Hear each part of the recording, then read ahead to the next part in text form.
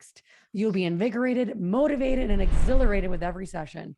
JMan cannot sit still for any length of time and won't let you do it either. So please get ready for CEO, Chief Edutainment Officer, like you have never seen. Welcome to the show, JMan.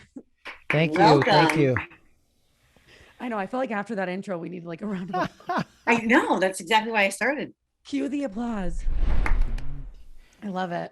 Well, thanks for being here. And like, I think we just need to bring it back before we get into everything. So when did we meet? Do you remember when we met? I want to say it was probably 2013-ish. 14, yes, something like that. When I decided I wanted to start doing more video, and the best way for me to do video to like maintain that consistency, I just scheduled it and I put it out in the universe. I said, I want to do interviews. Who wants to do them? And like you were 30 at the time. You're like, me. And I'm like, oh my gosh, I got to do all these interviews now. But because I put it out there, then I had to do it, and kind of kept me consistency in the video game. She was our operations manager, but now she's a full-time licensee to help out with some of the, it's so crazy with, it hits the market this morning and then we got to show that, or they have a delayed negotiation is what we do here. So helping with the workflow and the paperwork side of things, and showing houses and doing some of the things that, you don't need to be doing at the highest level. If you are at the highest level, right? Some of the things that are licensed activities that you're the CEO or you're the rainmaker, you don't need to be doing, just focusing on the highest and best use of your time. So I think that's what we've been doing. We met on the job, if you will. Like I didn't recruit her into real estate. She didn't recruit me into real estate. That's always a question, like who got who in? And I'm like, well, we met. And the funny story was we were at a different company, and we were at the Christmas party, and they were debating who was the youngest agent in the office. I started when I was 25, and she started when she was 23, I believe. And then we had, a relatively large company called Kodak, you may be familiar with, right? That was put Rochester on the map. At one point, Kodak employed 65,000 people in the city of Rochester. They now employ 6,500. But that infrastructure that George Eastman, who was the founder of Kodak, he was like hundreds of years ahead of his time, because he built a small city. That Kodak Park, it's called, has its own water source, its own oil refinery, its own power grid. So all of that he built is helping to attract all these high-tech photonic companies, laser companies, stuff like that into the area. So now we were like big industry back in the day. We're now more smaller business. Our number one employer is the University of Rochester. So it's Eds and Meds, educational and medical is what drives our economy now. Wow, thank you for that. Yeah, brief history, unofficial. I love Germany. That. No, that's great, because like really, where we are in Connecticut, we have a lot of movement. We have a lot of people that, prior to COVID, we were losing 55 people net per day to other states. So that's actually kind of how Mom and I were like, we want to be able to have serve as a resource for people with any of their relocation needs as they're exploring the different locations and lifestyles.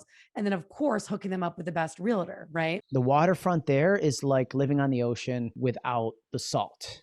Like it's 700 feet deep in the middle. Like you can have big boats. You can have all of this really, we're talking entry level to live on the water like that, 200,000 to 300,000 with a really nice place. Wow. You get like our luxury starts at like 4 to 5, and we really like, so I feel like mom and daughter should have a nice little summer home over here. You know what I'm saying? So I live on a lake in Connecticut. So like a lake in New York sounds like a fabulous thing, because once you're on the water, you don't want to be surrounded by water, right? It was $154,765. That's trending up at our last market statistics that were released. The city of Rochester was up 54.7%. Whoa. In the last 5 years. We've always been like this.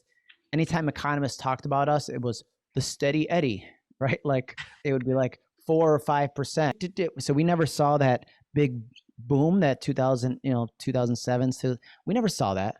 So we never saw the bust necessarily either.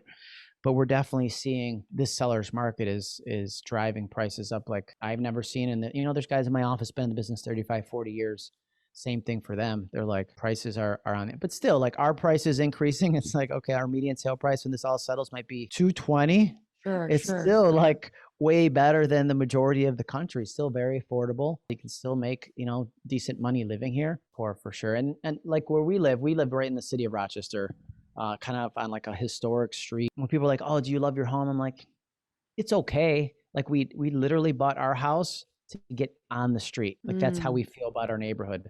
It's like one way going down the one side of the street and one way going on the other. And there's this 50-foot wide parkway, they call it. It's literally a park in the middle. And there's just a ton of kids that go to school with our children. And, you know, I grew up like, Mom, going to John's house, you know, and you ride your bikes and you play outside until they go, get inside. You know, your mom's yelling for you to get in. The lights are coming on. And so it's like, that was the kind of childhood I wanted. Like I still want, you know, they're still going to do the YouTube and that because that's what the kids do nowadays. But I think, you know, being able to, that lifestyle, again, coming back to it, it's like of being able to like let your kids out and know that everybody else in the neighborhood is looking out. And just like you're looking out for the neighbor's kids and they come and raid your pantry. I'm always like, I don't care, just send me the first one that comes. I'm just hitting the button. But and we do have like the Uber and the Lyft as of I think July of 2019 they launched, and that's been tremendous. So especially for like younger college kids, they don't have to. Again, you're not so densely populated around the colleges anymore because they're like, oh well, how much of an Uber ride is it from here? That's all they say anymore. It's like, oh, it's like $10, man. You and your buddies split it. You can go a little further out. Doesn't matter. People, you know, they think about California, but the Finger Lakes region, it's phenomenal. You take a drive in the fall. It's beautiful. Springtime's nice. Our summers are short. I feel like our winters are maybe. We do get a fair amount of snow. So if you enjoy skiing, sledding, snowboarding, snowshoeing, like we have that for you for sure. Yeah, we get it. Lake effect snows. If you've ever heard of that phenomenon, it's the real deal. Like it'll be, my mom lives closer to the lake, so it'll be snowing and then probably like 3 miles from the lake it'll be like a wall of snow that just stops. There's a whole nice waterfront area that they redid. We used to have a fast ferry that went from Rochester to Toronto, and it was like didn't go very well. Well, they redid that entire section. They have nice restaurants. They dredged that whole parking lot. They have really deep water docking for huge boats and yachts and stuff like that. So our waterfront is great, but even like our city area has super big historic houses. Like George Eastman, like I said, who was the founder of Kodak, his house is a museum, you know, and then on that East Avenue of Rochester, they call it, is where like all of the old money people used to live, like all these really big, nice houses. And if you like homes with character, the gumwood and the architectural significance, that we have so much housing stock like that. Historic Society has really worked hard to maintain that, all of that stuff. You know, if you're in a historic district, they make sure that you don't go in and paint it purple and do something crazy that's not in line with the history, because we do have a lot of it and we like to maintain it. So rent something and then check out the waterfront. See how you like that. Check out the parks. Maybe you want to, there's this one park I go to 3 times a week. It's called Cobb's Hill. It would be awesome if I was a single guy. I would live right near the park because then I can run there and do everything that I do on a weekly basis. So it's like, figure out what your thing is that you love. There's so many things to love about the area, but figure out what it is that you love and what your lifestyle is going to be like. And then decide if, you know, I want to find a house and you're there. In this market, I don't want you to settle. And sometimes it does make sense to wait it out. So talking about rentals, how much would someone plan to spend on a rental?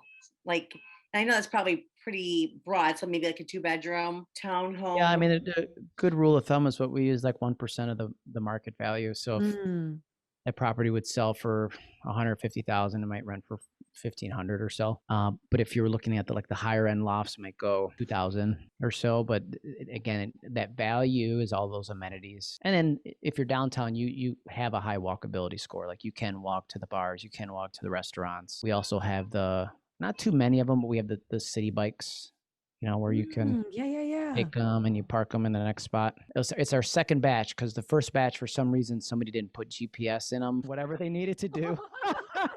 And the first batch was like, where they at? They gone. They gone. Oh my goodness. Like somebody else got city bikes with Rochester on them. Someone rode them all the way to Toronto. I don't know.